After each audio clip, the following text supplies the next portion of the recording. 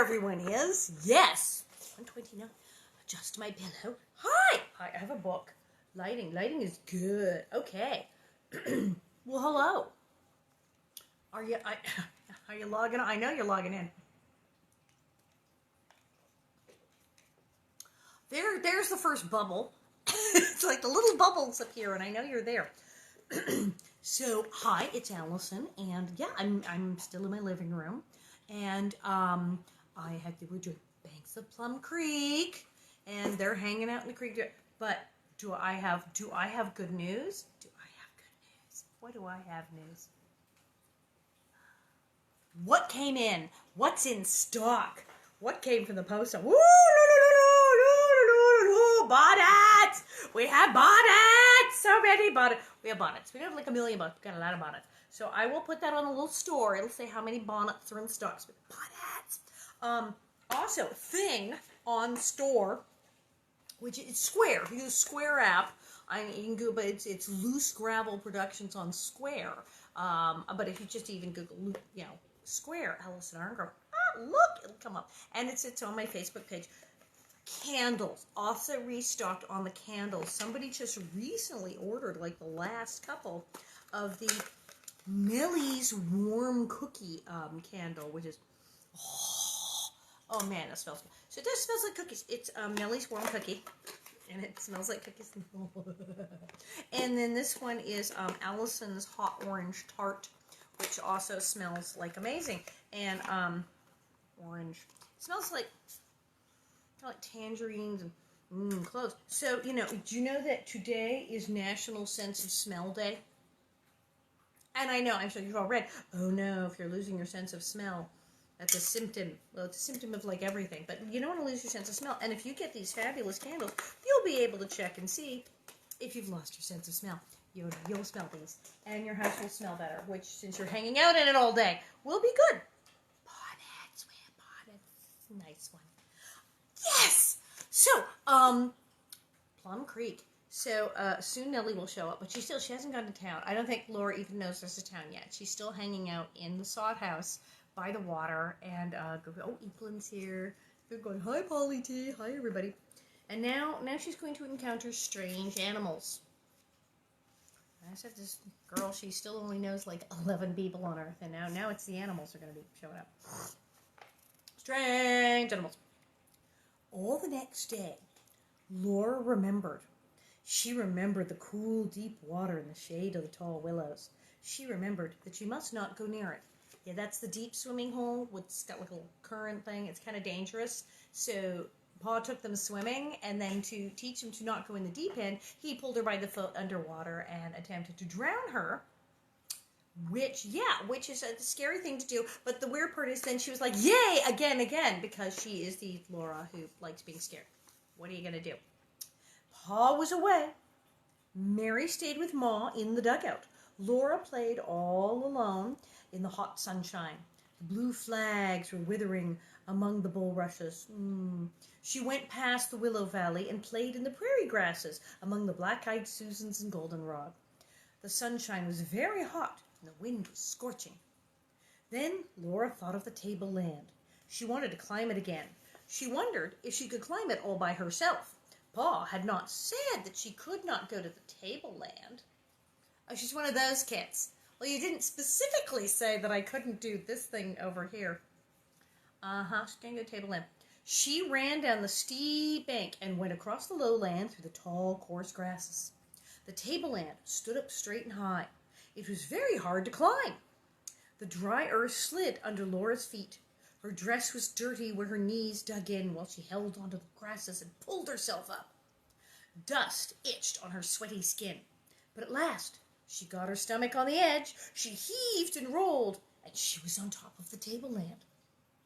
She jumped up, and she could see the deep, shady pool under the willows.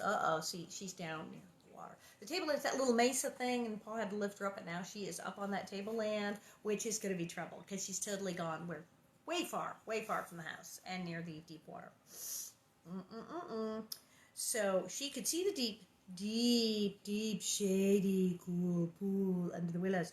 It was cool and wet, and her whole skin felt thirsty. Oh, but she remembered that she must not go there. The tableland seemed big and empty, and not interesting.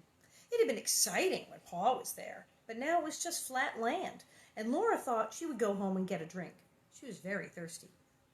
She slid down the side of the tableland and slowly started back along the way she had come. Down among the tall grasses, the air was smothery and very hot. The dugout was far away, and Laura was terribly thirsty. I think she said that already. But, she's really thirsty. Do we want to make a bet that she's totally going to disobey Ma and Pa and completely go to that deep water? What do we want to make a bet? I think we all know she's totally going to do that. She remembered with all her might that she must not go near that deep, shady swimming pool. And suddenly she turned around and hurried toward it. What was that, 5 seconds? 5 seconds she withheld herself from doing it.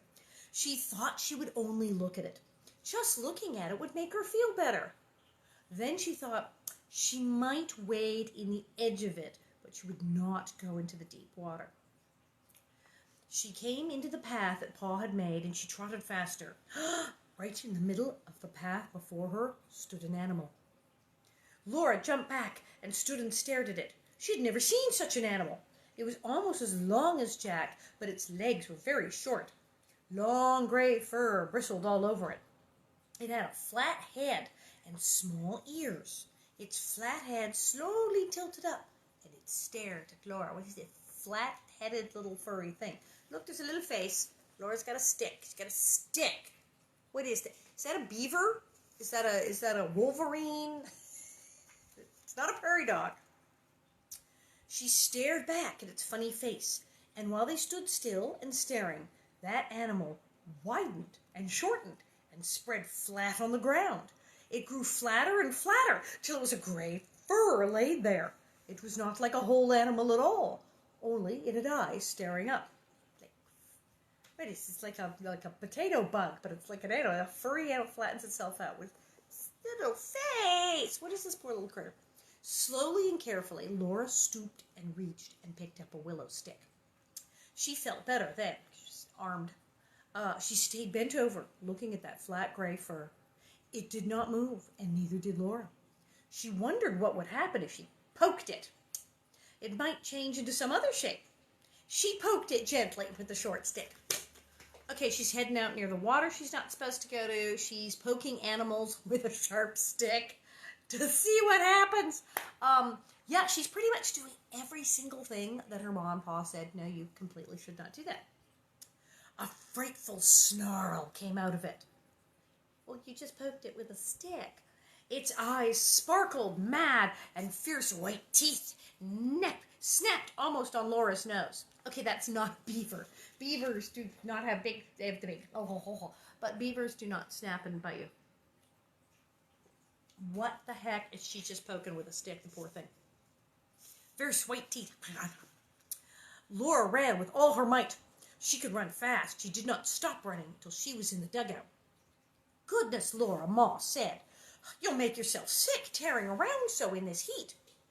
All that time, Mary had been sitting like a little lady. Of course she has. Spelling out words in the book that Ma was teaching her to read. Mary was a good little girl. Laura had been bad, and she knew it. She had broken her promise to Pa, but no one had seen her. No one knew that she had started to go to the swimming hole. If she did not tell, no one would ever know.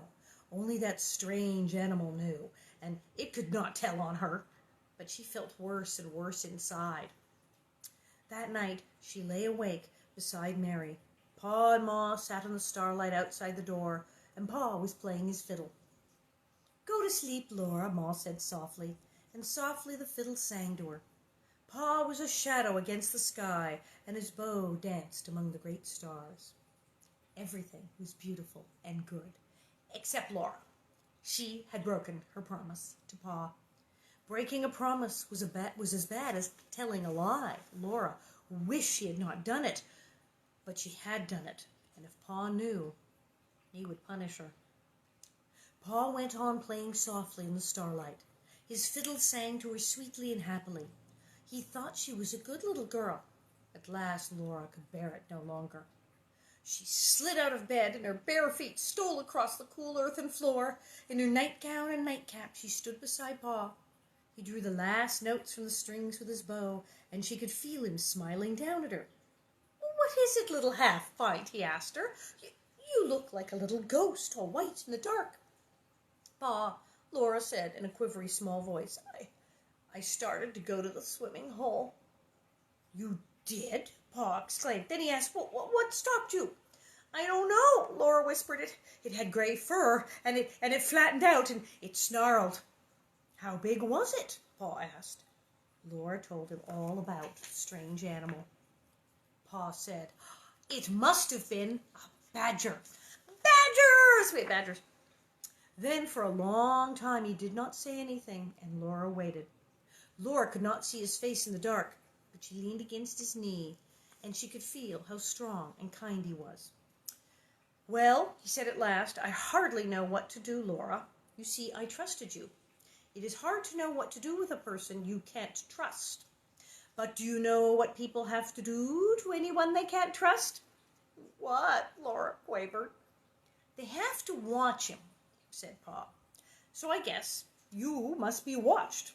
Your ma will have to do it because I must work at Nelson's. So tomorrow you stay where Ma can watch you. You are not to go out of her sight all day. If you are good all day, then we will let you try again to be a little girl we can trust." "How about it, Caroline?" he asked Ma. "Very well, Charles," Ma said out of the dark. "I will watch her tomorrow, but I am sure she will be good. Now back to bed, Laura, and go to sleep." The next day was a dreadful day. So she's under house arrest. So Pa has basically explained the concept of supervised probation. That if we can't trust you to play with others, we're going to have to watch you. That if we're not going to put you in jail, we need you on probation, we're going to have to watch you. So Ma is now her parole officer, basically. And Ma has to watch her. And she's she's under house arrest. She can't leave because she's going to go to the hole. They had not invented the ankle bracelet in 1874. So Laura's in the house because she's busted. And now she's very lucky because Pa was very lenient, and Pa understood that Laura was crazy independent and like a boy. Otherwise, because a lot of parents, again, with the beating thing, it would have been the switch or the belt or the beating stuff that goes on all the time in these books and in the 1800s. But Pa was very like, Pa said, "Now, I know what you're like, but okay, you're not going anywhere tomorrow." So she's in that, and she is miserable. Ma was mending, and Laura had to stay in the dugout. She could not even fetch water from the spring, for that was going out of Ma's sight. Mary fetched the water. Mary took Carrie to walk on the prairie. Oh, let us all say that again. Mary took Carrie to walk on the prairie. How did an editor not stop her and say, "Did you really want to include that sentence?" Mary took Carrie. But there it is. Mary took Carrie to walk on the prairie. Laura had to stay in. Jack laid his nose on his paws and waggled. He jumped out on the path and looked back at her, smiling with his ears, begging her to come out. He could not understand why she did not. Laura helped Ma. She washed the dishes and made both beds and swept the floor and set the table. At dinner, she sat bowed on her bench and ate what Ma set before her. Then she wiped the dishes. After that, she ripped a sheet that was worn in the middle. Ma turned the strips of muslin and pinned them together, and Laura whipped the new seam over and over with tiny stitches. So even Laura is sewing here. What is she, 7? The bit with the sheets. Because when I first read that as a girl, I was like, what? Because in our modern era, if we wear out sheets, and of course we have fancy modern sheets, they're very, very durable, but if we wear out a sheet to the point that it's so worn in the middle, it's starting to unravel, there's like practically a hole in your sheet, well, we throw it away. Or maybe we tear it up, we make rags out of it. Or we tear it up, and if we're very clever, we use maybe the strips, we braid them and make a rug. Might do so. But we don't think of it. We go, well, we can't use it as a sheet anymore. In the old days, very smart. Your sheet wears out in the middle. Scissors are ripped. You just split, and then you flip it up. And you sew the two outside edges together because they're good. They're not worn. And you stick that thing right back on the bed so you can have frayed, kind of worn edges at the sides. Perhaps to have that. But you still have a bed sheet.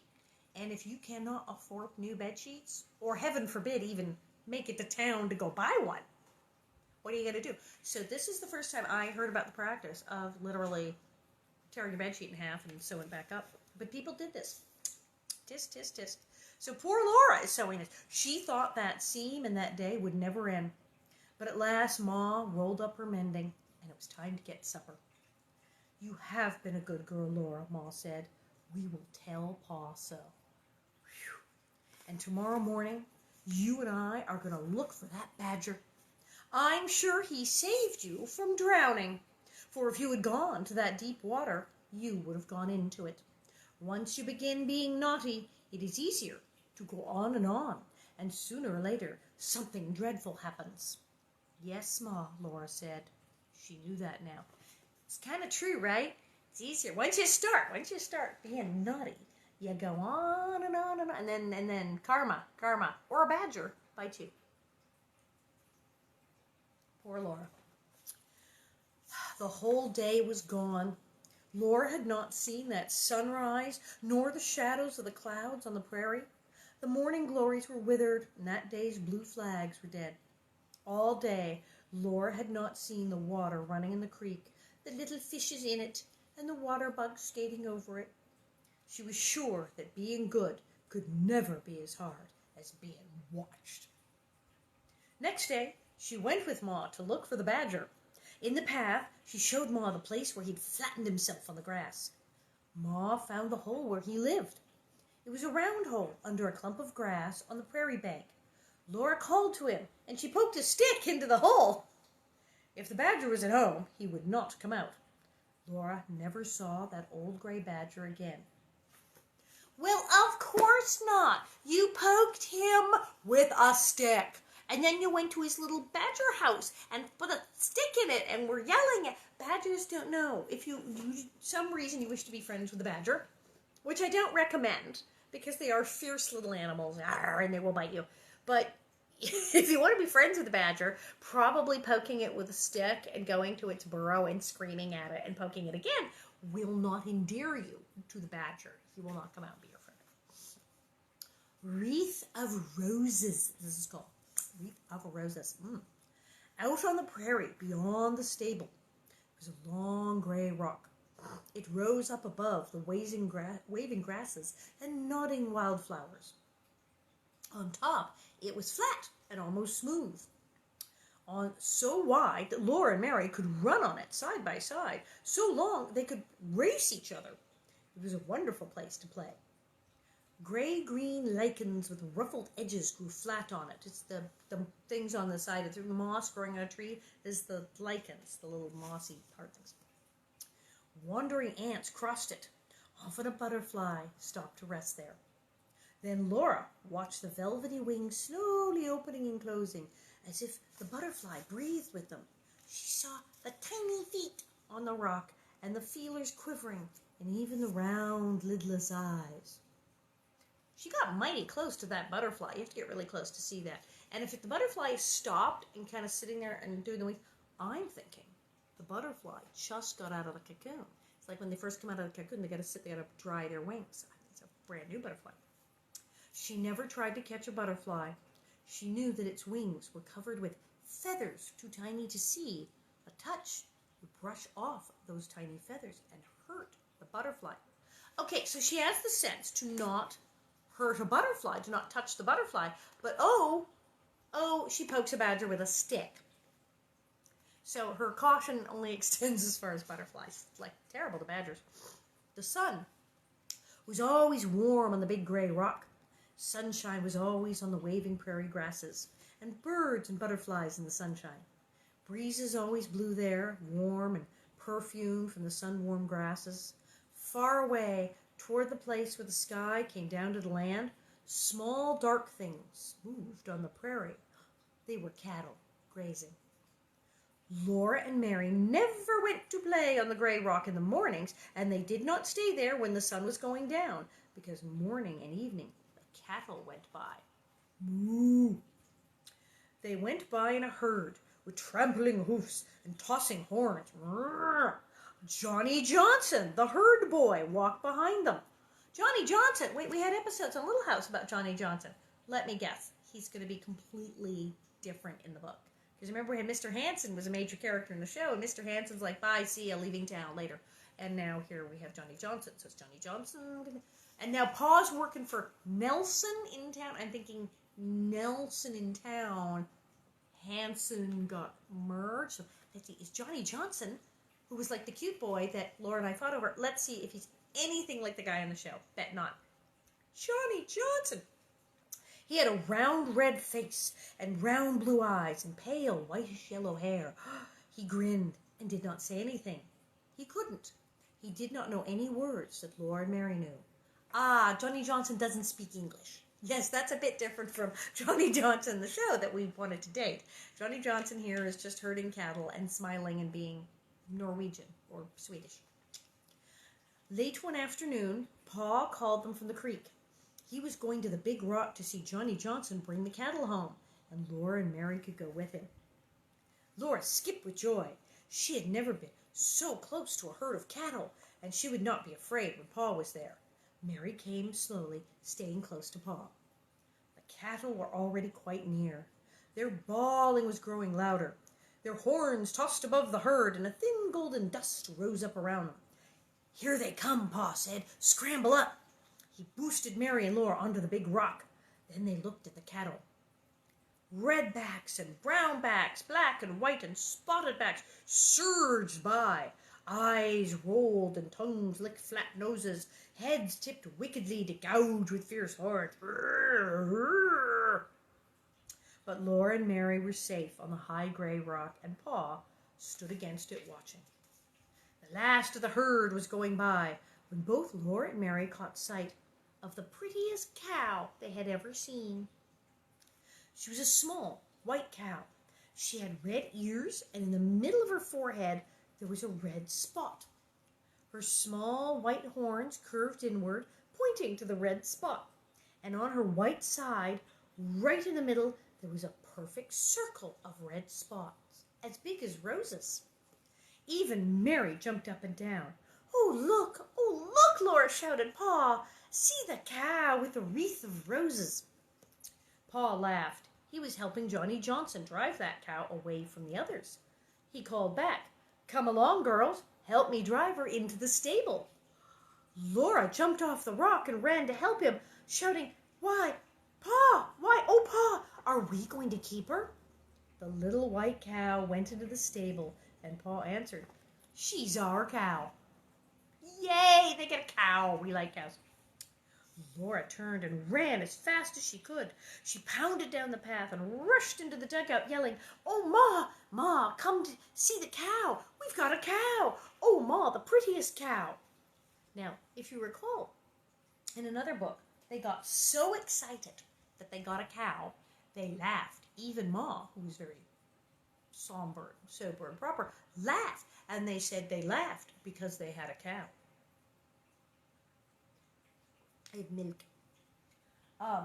So excited to have a cow. And here they are screaming. They're screaming that they have a cow. Ma took Carrie in her arms and came to see. Charles, she said. She's ours, Caroline, said Pa. How do you like her? But Charles, Ma said, because, like, how much did he spend? What? Charles, they have no money. They have no money. They're living in a dugout. They're hoping to grow weight. Charles has gone and bought a cow, maybe. What did he do?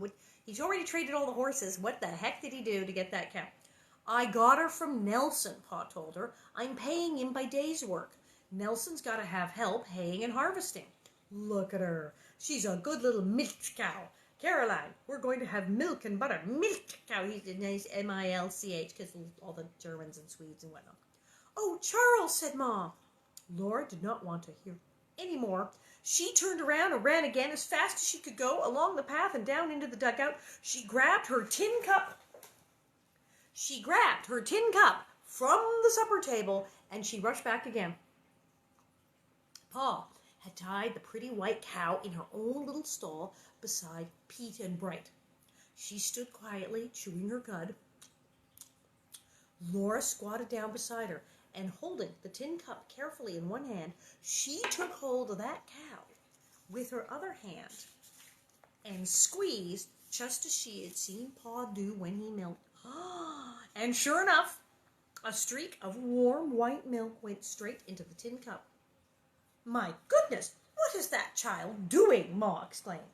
"I'm milking, Ma," said Laura. "Not on that side," Ma told her quickly. "She'll kick you." And we all saw Pa get kicked by the cow last time. But the gentle cow only turned her head and looked at Laura with gentle eyes. She looked surprised, but she did not kick.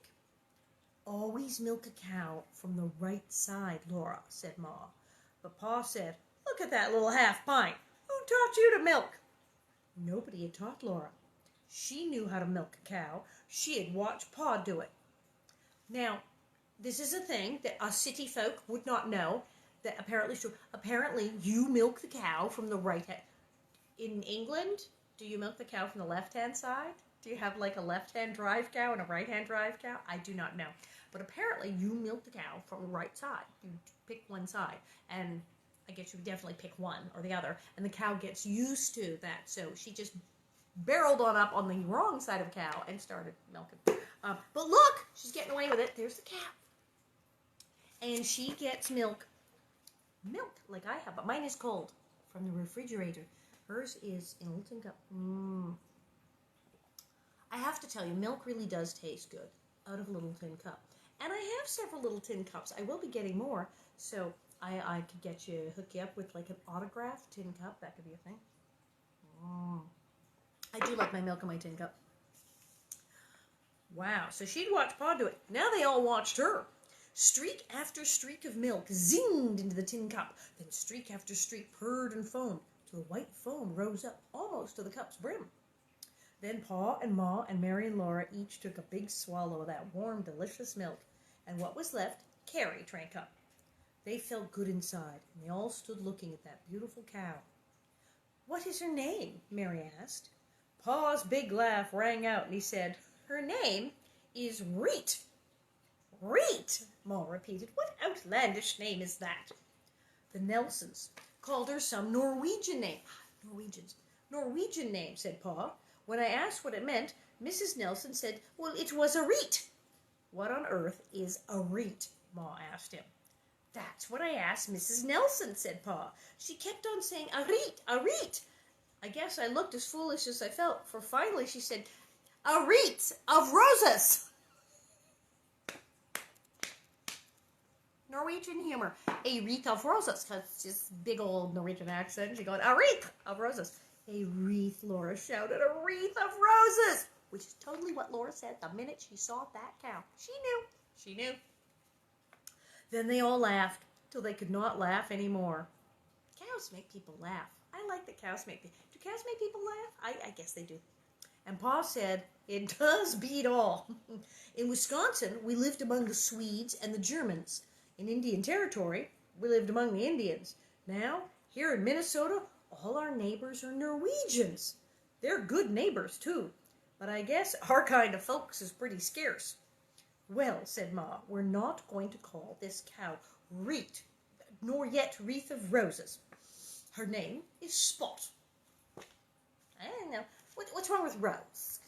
Rose would be a nice name for a cow. It's a lovely name for a cow. But they're going to call her Spot because she does a big spot on her head.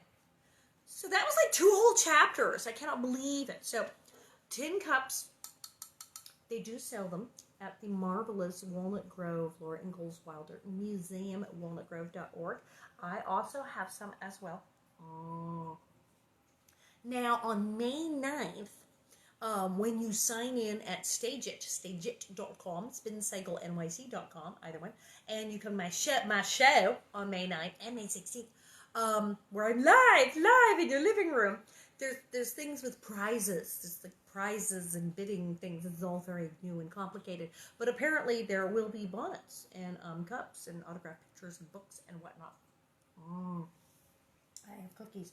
They're really good. So we have things. Still got cookies.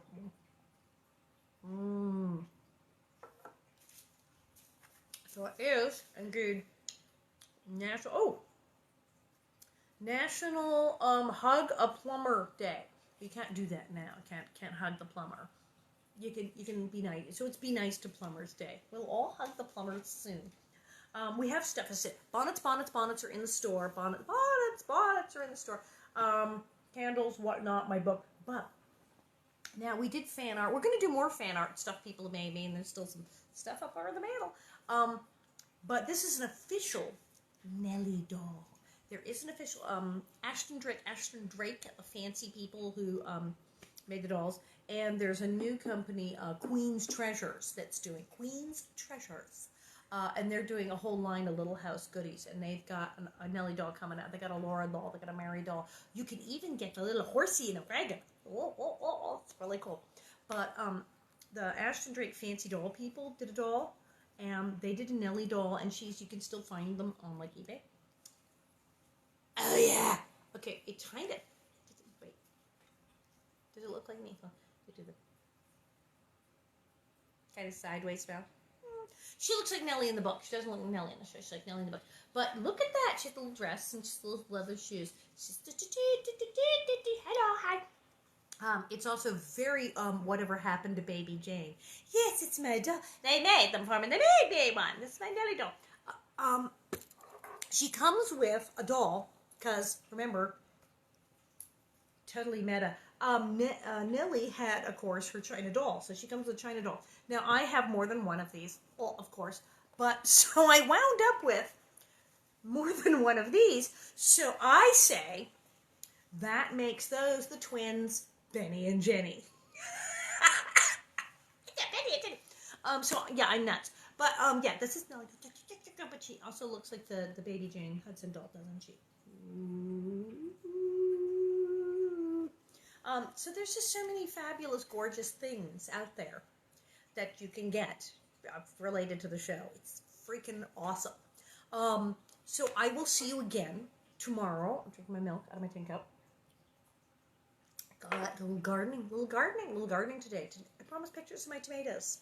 They're not in yet, but the plants are pretty. Get some pictures.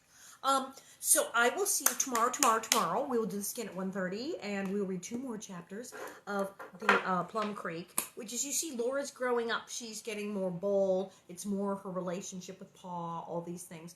And then May 9th,